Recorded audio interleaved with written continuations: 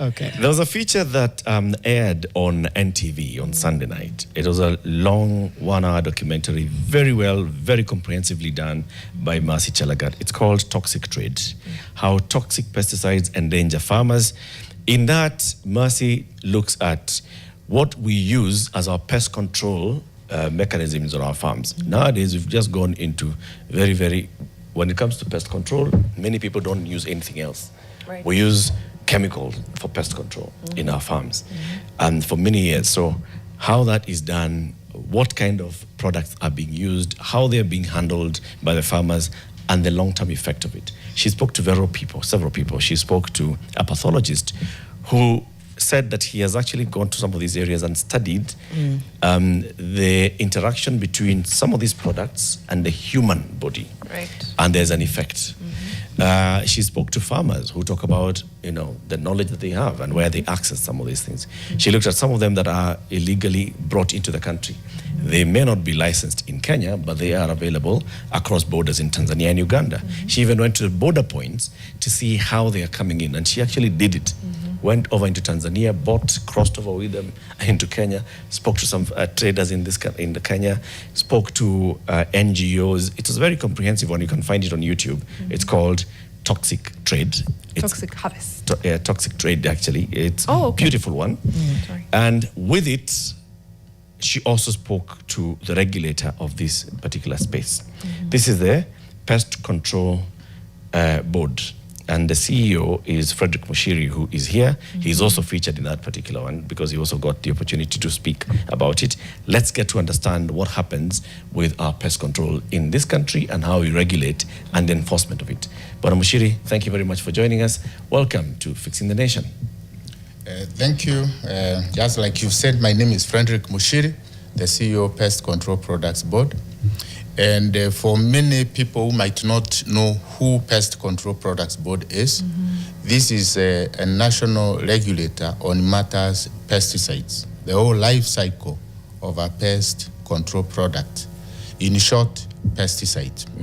These are pesticides that are used in agriculture as well as in domestic dwellings, where we control domestic related pests that cause problems in public health. Now, how do we handle the regulatory aspect? We shall get into that, Yes. Fredrick, as we build up into this conversation, the work that you do, and the issues that have been raised here by Mercy in this story. But first, what you normally do is welcome our guest with a day's quote. So Janet is going to give you a quote said by somebody, and let's see what it means to you today. Yeah. Thank you. So this quote was said by Mweletsi Mbeki. He once said, "The post-colonial elite has perfected the art of looting funds while speaking the language of liberation." Do you agree with that? No. You don't agree with that? No. All right, tell us why. This is a quote by a person based on he or she must have had ambitions for the same. So unless I know the basis for the quote, I might not agree with her. That's spot on. Yes. It's like, give me the context, because maybe they were just upset. Yeah. First of all, he was actually a big critic of his brother. He was a critic of Mbeki, even as the younger brother. He's a critic of. So, but generally, I think people agree because they feel like the liberation is in the guise of, But anyway, that's good. So interesting. Okay, now let's get into the conversation. And you were perhaps just begin with giving us an overview of what the Pest Control and Products Board does, what its mandate is. Yes, the Pest Control Products is an institution created under the Pest Control Products Act, Cap 346 laws of Kenya. And the purpose of this law is to ensure that all the pesticides used in this country are safe both to human health and the environment. Both to human health and the environment. They are of good quality as well as being effective against the targeted pest. Additionally, the pest control products are supposed to be of economic value. What that means is that you might not use a product if the expected returns from what you are producing cannot pay for the cost of the products. So in order to enforce the law, we have 6 subsidiary registrations, one touching on authorization of products for use in the country. It's called the Registration of Products Regulations 2024.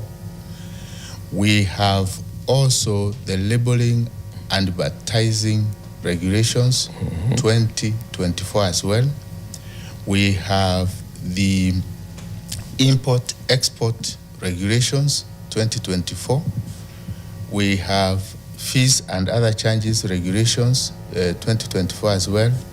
We have the Disposal Regulations, which are also 2024. Those are how many? I think those are 1, 2, 3, 4, 5, 6. Yeah, there are 6. Sorry, I didn't catch the first one. Registration regulations. Registration. Okay. So when we talk about registration regulations, we are all aware that all pesticides are toxic substances by their nature. So it's not food, and therefore the need for their regulation. And that is why all over the world, countries are put mechanisms to decide on what is good for the country and what is not good for the country.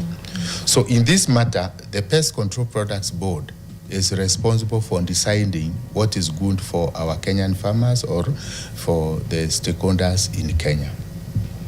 The registration regulations has details on how to evaluate pesticides that are required for use in Kenya.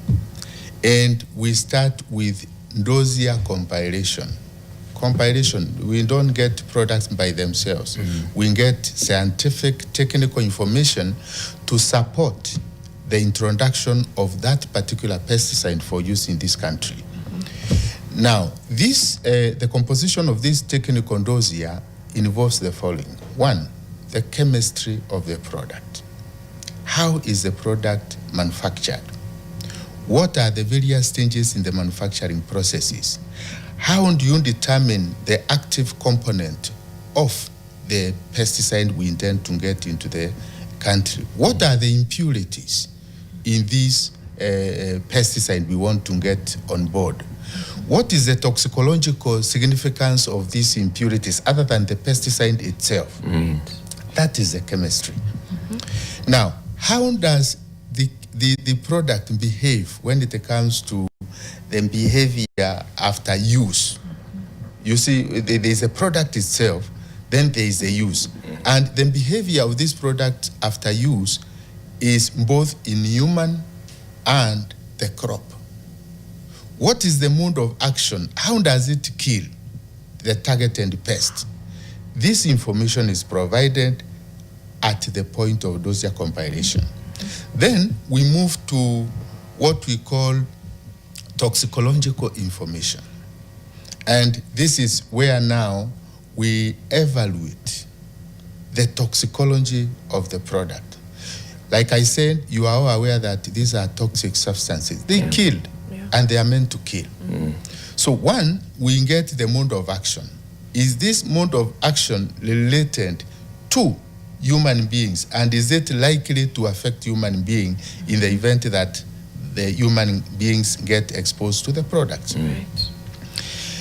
What are the dosages that will affect human beings?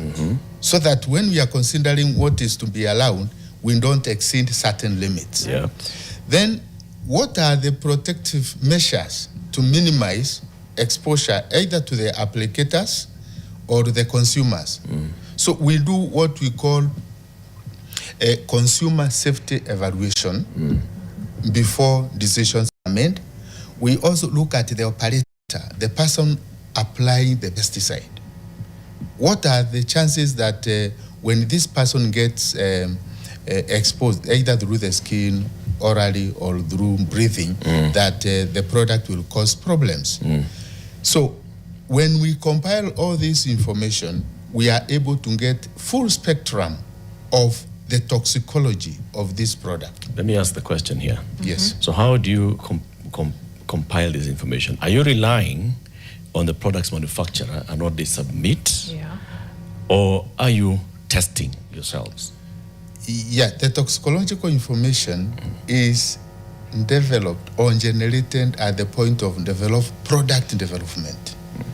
I will tell you for free, Kenya has not developed a single product because of the technicalities involved in the development of the product and also the cost. What that means is that, you start with the chemistry and an idea. You have an idea, you want to control a certain pest. Yeah. Then you start generating the chemistry that you think will lead to you getting the pesticide that you think will control that. Some will fall along the way and others will pass. This process is extremely expensive. Yeah. And it only happens in developed countries. Okay. Yes. So when the product now comes to Kenya, Yes. and whoever is bringing it into the country is seeking PCPB's license for it to be consumed or sold in this country, what do you look for? Do you rely solely on the information being provided by the manufacturer of the product that is in the leaflets or whatever? Do you retest to confirm that what they have submitted is indeed what is the product? Right. Yeah, And also, is this the Pest Control and Products Board, or in conjunction with KEBS and anyone else? No, sorry, before, we've not even reached where we have gotten the product. I'm talking about dossier compilation.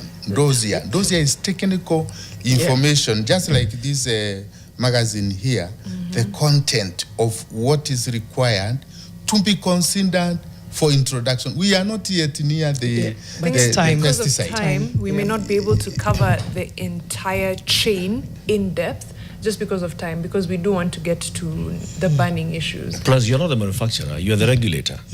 I'm asking you in your job as doing this first job of yours, authorization and licensing of products. How do you go about it?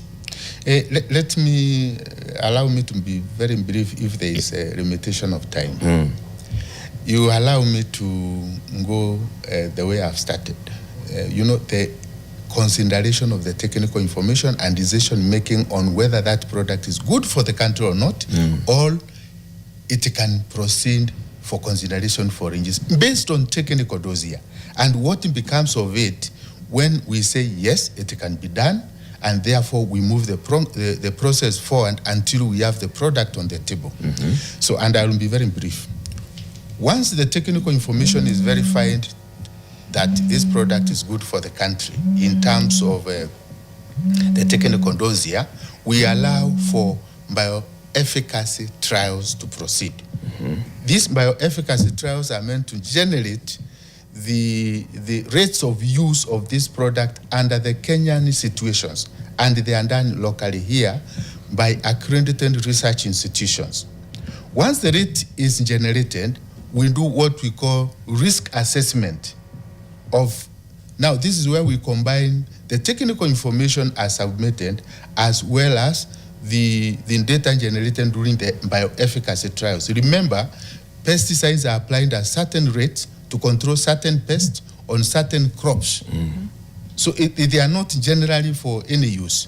So once you've made a decision, for example, this product is for control of certain pests in tomatoes, for example, the farmer is expected to use that pesticide at that particular rate, wearing certain protective clothing as stipulated on the label that goes with the product. It's just like medicine.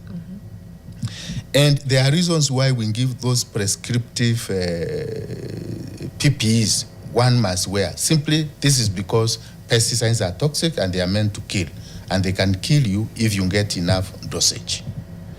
Now I can answer your questions. So how was the questions? So the question was, at the point where there's a manufacturer or trader who approaches PCPB for license to sell a product in this country, is it a trader? Is it the manufacturer? One, it is the manufacturer based somewhere in either Europe or China or whichever. But it is a requirement that that person must appoint a local agent to act on behalf, who will be responsible for anything related to that pesticide here in Kenya. Okay. And at that point, let's assume that this manufacturer has worked in their home country and in several other countries, developed a product, it has been licensed in their home country and in another country. And now they are bringing that product for the first time to Kenya. Do they still have to go through all these bioefficacy trials and so on and so forth? Yes. They must. Full spectrum. Before they get licensed. Before they get a registration certificate. That is not, the registration certificate is to give you an okay to trade.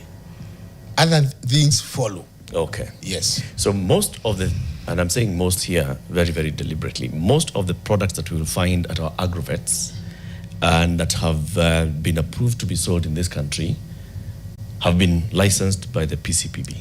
Correct. If they contain the PCPB registration number as a proof of registration for use in this country. And when I see that number, I should know that this product did not just come here because it's a big brand.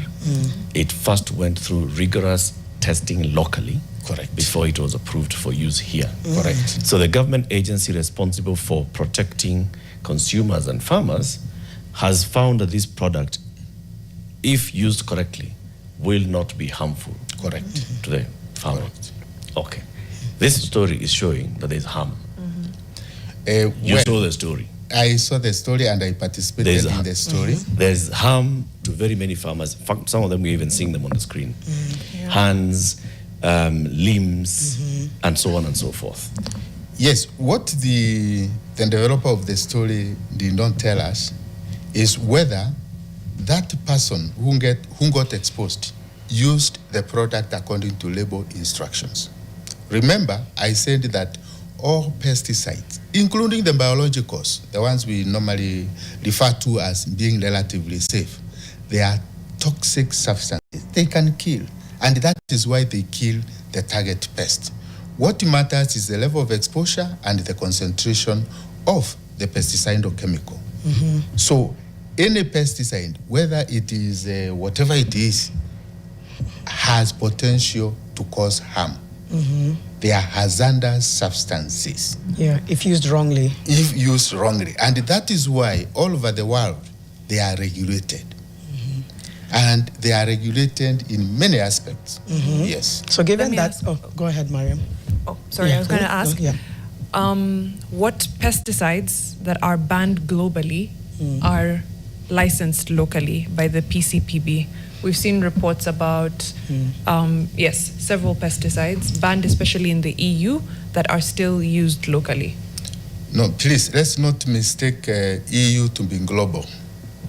The process of banning pesticides globally is stipulated in relevant instruments, and these are these. One, we have the Rotterdam Convention, which Kenya is a party to.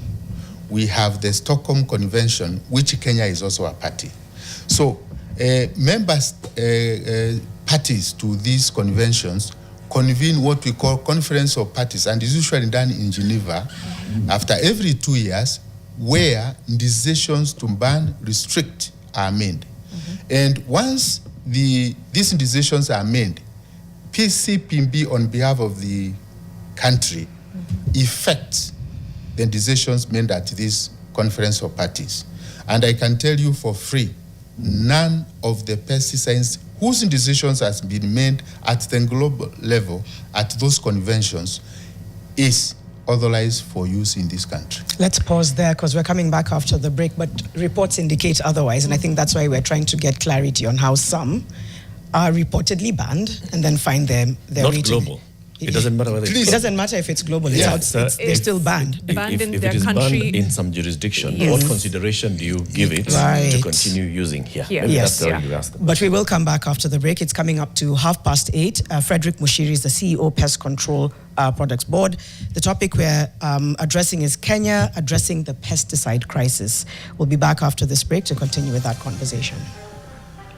honest. Yeah, but we continue with the conversation that we're having, a conversation that has been covered widely by NTV. Yes. And it's also, you can find it on the Daily Nation and also, as Eric mentioned, on YouTube. And we're talking about the crisis around pesticides. And we're hosting Fredrick Muchiri, CEO, Pest Control Products Board. And just before the break, we were talking about products that are essentially banned from other countries making their way into the country, into Kenya.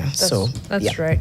So looking through, and there's various reports by Pesticide Atlas, NGO reports talking about the volume of pesticides that are used here that are banned in, for example, their countries of origin or sometimes in the European Union, up to 44%, according to some reports. So to Fred, there's examples of some pesticides banned, like chlorpyrifos, for example. It's linked to developmental harm, banned in the EU, banned. And we'll talk about the difference between a ban, a restriction, and a withdrawal. But local use is still significant. Another one is paraquat, a herbicide banned in Europe because of high toxicity, still used in Kenya in some places. And it goes on and on. 2,4-D-amine, which is restricted in some regions, banned in others, but widely used locally. Now, maybe Fredrick can tell us, and because the list goes on and on and on, how this happens. And you've talked about the convention that we're a part of, the Rotterdam Convention, and that Kenya does follow suit when, these bans and withdrawals from the markets happen. But again, the fact that they are banned in either their regions of manufacture or in some parts of the world does speak to a danger and a toxicity. So then why are they still allowed in the country? Yeah, thank you for that observation. I'll go straight to the one you've mentioned, chlorpyrifos. During the last Stockholm Convention COP meeting that was done last year, the COP made decisions, and those decisions have since been implemented in this country. Kenya as a country are requested for reservation of chlorpyrifos-based products for use in building foundation as anti-termites. Anti-termites to control termites. All the other uses on chlorpyrifos are disallowed in Kenya. So we don't have any chlorpyrifos-based pesticide for use on crops, registered for use on crops in Kenya. That tells you that we implement the decisions of the COPs to the letter. That decision has already been made, moved to the market. So if someone is using it, it is a parallel import, an illegality. It is an illegality by itself, and that person is supposed to be taken to jail. Yes. Okay. When you mentioned, even just before. There's plenty more. Oh, there's plenty more. But even before, when you mentioned that there's misuse by farmers, essentially, because you were saying, if there's harm to their hands, if there's harm to, that they don't quite understand how to use it. I'm just curious whose mandate it is to enforce that knowledge, because how is it widespread that there's a misuse? Then, Mariam, sorry I interrupted you. Come back and follow up. It's essentially the same question, because if this is only licensed to in use for building foundations, and it's being used by farmers, then yes, whose mandate is it to ensure that it's only used in the prescribed way? And then again, also to teach farmers, and you said you do equip them with PPE, but is it sufficient? Is it sufficient? Is it often? Do they know how to use it? All of those questions. Sorry, we don't equip them with the PPE. Oh, okay. We provide on the pack, the label, the types of PPE to be used if one is to use that particular product. Okay. So I'll go to the question on who is supposed to engage the farmers on matters awareness creation. Once we have registered the pesticides and they're available in distribution chain, the extension service, which is always in touch with the farmers, are supposed to advise farmers on responsible use of pesticides.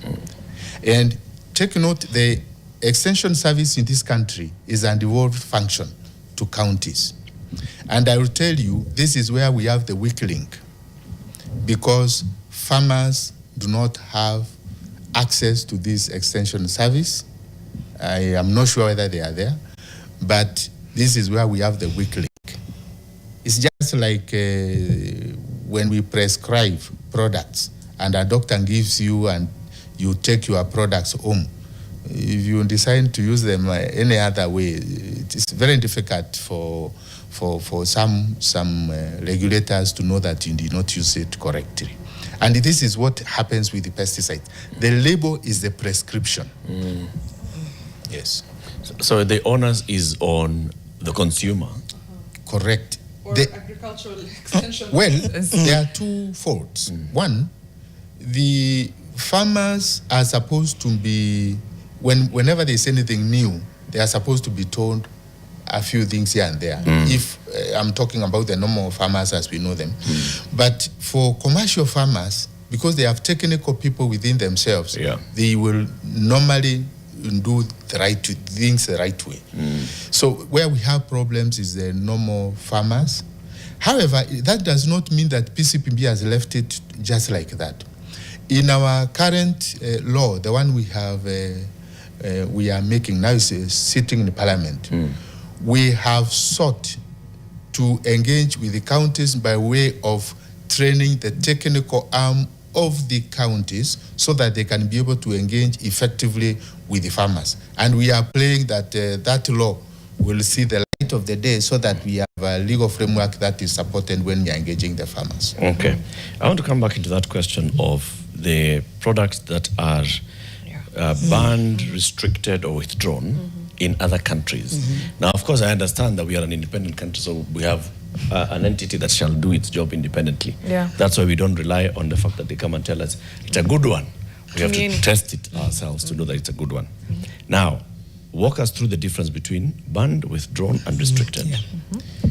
Yes, the term banning, even if you go to the dictionary, it means total prohibition of production and use. Prohibition of production and use. So banned cannot even be produced. It cannot even be produced. Should not. Okay. Should not. But when it comes to withdrawal, these are regulatory decisions that are made by various countries based on their country needs. The EU, the 27 EU member states, make decisions, uniform decisions, and they make decisions based on the needs of their countries. So they might decide not to use a certain product. To us here in Africa, we look at it as a ban. It's not a ban. They have withdrawn the use because if they want to support them banning at the global level, the one I've talked about, they have to go there and defend the science they used to make certain decisions. And that science will have also to be taken through the process of evaluation by the technical team of the Conference of Parties. And some of the decisions made at the EU level, they have failed to see the light of the day at the Conference of the Parties. Okay. So it is not always true that once EU makes a decision, that decision is good for us in Africa. It is not always true. Do you have an example of such? Because I do understand what you're saying. It can't just be... Yes, I will give you an example. You've explained banned. Banned should not be even produced. Yes. Withdrawal means you can continue to produce wherever, but just do not... What does withdrawal mean? The withdrawal means, we as a country, Kenya, we have made a regulation decision not to use a certain product. So not to license it for use locally? Yeah, it cannot be used in the country. However, if Tanzania needs that product and our companies can be able to produce for them, this is business. We produce for them. Because they might have a need for it, which Kenya might not have a need. Just like in the EU. The EU might have the technology to produce for Africa, but they might not in need of that particular pesticide. So the fact that it is not used in the EU in itself does not mean that the product is unsafe for use. Yes. So that's one. Then the last one is restriction. Restriction. I started by saying that we register a product targeting a particular pest on a particular crop. Pest on a particular crop. So, for example, what we have done with the chlorpyrifos is restriction at the global level. We have restricted the use of chlorpyrifos on termite control at the global level. You cannot, it will be there, but it cannot be used in any other way other than the allowed use, which is anti-termites. Okay. And when you look at the issue raised as a risk element during the evaluation of the chlorpyrifos, when you use that product as an anti-termite in building foundation, the exposure to human is almost negligible. So if you use that product, chlorpyrifos, you are unlikely to be exposed and therefore have problems as stipulated as reasons why that product is not used in country A, B, C. Okay. So now we understand the three. Yes. There are some products even in this story that appear to be unlicensed in Kenya, but they are being sourced from neighboring countries. What is the legal regime for that? Yes, the legal regime is this. In our neighboring countries, the regulatory decision is that the product can be used for the intended purpose in their countries. Here in Kenya, we have withdrawn its use. What that means is that if you wanted to export that product from our neighboring countries legally into Kenya, it will not be accepted. Okay. Therefore, you now go to the smuggling element because this product will not pass. Therefore, you use Panya route to get it into Kenya. And this is what the story was highlighting. We have, if you looked at towards the end of last year, we withdrew quite a number of products based on weight of evidence as an evaluation process, not based on the EU or any other. We have scientists who are capable of evaluating and making decisions based on weight of scientific evidence. So Kenyan scientists have found a certain product is not going to be useful here, and the board has, using its powers, withdrawn this product for use here. Yes. The product finds itself here. Number one, does the farmer know that this product has been withdrawn? And whose responsibility is it to make the farmer aware? And then secondly, when it finds its way into the country, whose job is it to make sure it doesn't find its way into the country? Or when it finds its way into the country, whose job is it to take remedial measures? Correct. Now, once we take regulatory decisions, these decisions are shared on our website for anybody to read and see. Now, the question you have asked is the farmer. Who is supposed to decode this information and pass on to the farmer? I said this is an extension service, the extension service. But from the look of things, the moment we take such regulatory decisions, we have compliance officers located all over the country. And they visit all the outlets in this country to certify pesticides that are being marketed. Like now they are moving all over. We have regional offices in Mombasa and the rest of the country, checking the quality of the pesticides being sold to the farmers. So up to the outlet level, we are 100% in control. Unless you are doing the smuggling, and you saw the way it is being done, where the smugglers have targeted farmers. They don't sell through the normal angle of it because they know we will reach them. So we have an effective regulatory mechanism of compliance officers in key regions. At the major entry point, that is the main port of Mombasa and border points, up to end of 2023, we did not have officers, and it left an open window for anybody to get in and out. But beginning end of 2023, early 2024, we have stationed compliance officers in all the border points, and it has become an issue. Let me be frank, that the traders who used to see it as normal business are having problems passing the illegal products through those borders. And they are making noise all over, including at the ESA level. Okay. Yes. I have several questions. Compliance officers at border points, is there any data that we can use to show a mop-up or a concerted effort to remove either, pesticides that have been withdrawn, that are completely banned, that are coming in through porous borders, any data that we can use? Because you can tell us that, it's becoming a problem for these guys and they're speaking, but do we have anything to show? Oh, yes.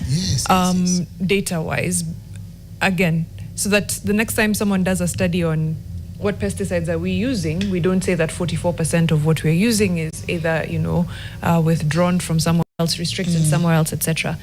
Let me start from there. I have a few, but let me start from there. Yes, we have data, and this data is available on our website.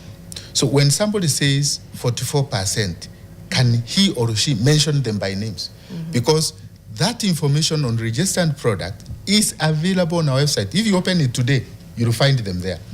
So these are open-ended statements that are not supported. 2, when it comes to the issue of the atlas, the purported experts, like I said in Kenya, and I will tell you proudly, in this region called Africa, none of the countries has a robust pesticide regulatory mechanism similar to the one Kenya has. None, including the ones you might have in mind. So our system is, can I say, is working.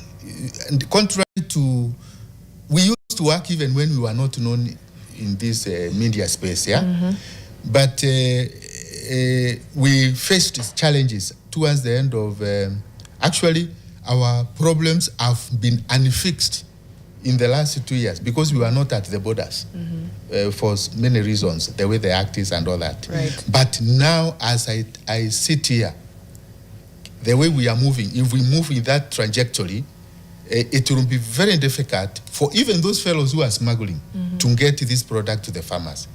I have put in permanent DCI officers deployed to my office, working with my compliance officers, gathering intelligence, and we are doing intelligence-led confiscation. We have data. Yes, we have data. If you count on the number of confiscation, seizures, court cases that have been done in the last 2 years, they are amazing. The quantities of pesticides seized as they attempt to get into the country at the main port of Mombasa, they are volumes. And some of them, if you want to witness them, we can take you to the Kilidini, the port. We will see those things there. All right. Maybe we can share some concrete data just before we close, but I wanted just a few more questions. You've reiterated a few times that Europe is, it's not the standard. But CS Kagwe, when speaking last year, when some of these pesticides, there was a review that had gone on, did say that, for products that are not, I don't know which one to use, licensed in the country of origin, or the EU, then we can't use them here. And the examples he gave was Europe, Australia, Canada, right? So how stringent are our internal quality checks? And you've walked us through the process at the beginning of the show of what happens before it can be registered here. It's Kenyan scientists and what they're doing. But then again, if we are still saying, from your country of origin, if there's a problem, we can't accept it. That's a good thing, I think. But does it say anything about our internal quality standards? Yes, I will tell you what we do here. When we are making regulatory decisions on whether to allow or not, we compare with global regulatory bodies, the decisions they have made and the reasons for making such decisions. Among them is the US EPA. We have the Canada, and I will tell you our law is borrowed from Canada. So that is the level we are operating at. Then we have the EU. You'll find that most of the decisions made in EU are trend related. They are not safety related, trend related. And I will explain a bit about what trend related is. When we do our internal evaluation, we found that the product is safe both for human health and the environment. And based on NDIs, these are acceptable daily intake that you can continue consuming for the rest of your life without causing harm. But you find that in a bloc like EU, they will say, no, we will not accept this product when used on any export commodity to our country. To our country. So what do we do when we are considering a product for production of a commodity for export to the EU? You don't use. So what we do, we use the EU data for market reasons, not because of safety reasons, right? Because we want our farmers to access the EU market, but not safety reasons. So I can tell you, Kenya has mechanisms to filter what is good for the country and what is not good for the country. All what we need the farmers to do is to use pesticides according to label instructions. Okay. Period. Last one from me. Sorry, guys. There was a draft regulation, a bill on pest control. How far along are we with that? Yes, that bill is holding PCPB a bit because it's quite, the law we are operating on is quite outdated. It's about 40 years old. So this bill has been put on fast track mode and it's in Parliament. I think it has been committed to some committee. So we hope that the parliamentary process will see it necessary to fast track so that we can be at par with what is happening at the global level. What are some of the... Okay, let me stop. No, it's okay. We'll go into the bill maybe another time. Yeah, I think you mentioned a couple of things that you want a more access or more reach for the PCPB. I want to ask on you see, at the end of the day, Muchiri, somebody will go to the local agrovet and buy a product and go and use it. And a lot of the times, the knowledge that they have on how to use this product will be based on what somebody else has told them. Not many are going to read the leaflets because sometimes it appears very technical and all, okay? So they are exposed to harm, not because the product is harmful, it's because of how they are using it. Correct. That exposes them to harm. Others will now go and buy from Magendo, yeah? So what does PCPB see as the way to address knowledge gaps by the farmers? Yeah, thank you. These are very good questions. Like I said, in the current bill sitting in Parliament, we have taken it upon ourselves as a regulator on matters pesticide at the use level to undertake serious awareness engagement between the technical, because you cannot go directly to the farmers without the counties because it's an involved function. Yeah. So we have put a collaboration mechanism where we will work with the counties to create awareness to the end users. And this will require finances. And it's not literal money because, as you know, counties might not have the capacity to have that money to do that. So if PCPB is adequately resourced with enough monies to create awareness to the farmers, we can work with the counties, finance them from our level to be able to reach to the farmers because we are capable of doing that and the law has provided for that. Yes. Counties will have a problem. Counties today do not have sufficient agricultural extension officers. Yeah. So even when you deal with creating awareness to the agriculture extension officers, if an extension officer is dealing with 30,000 farmers, they are not going to be able to do it. Yeah. Can you use other modern ways of spreading that message directly to farmers? You have the mandate. Can you use media? Yeah. You Media, have the social mandate. media. Can Yeah. you use social media? Can you use your network because you're the one who licenses agrovets? Can you use your network of agrovets? Thank you. That's a very good question because even here we are creating awareness and media is a very powerful tool. I'll tell you, since the time I started engaging the media, we have done a lot of inroads when it comes to creating awareness. So media is one of our targeted tools when it comes to creating awareness. The only problem with the media is the cost.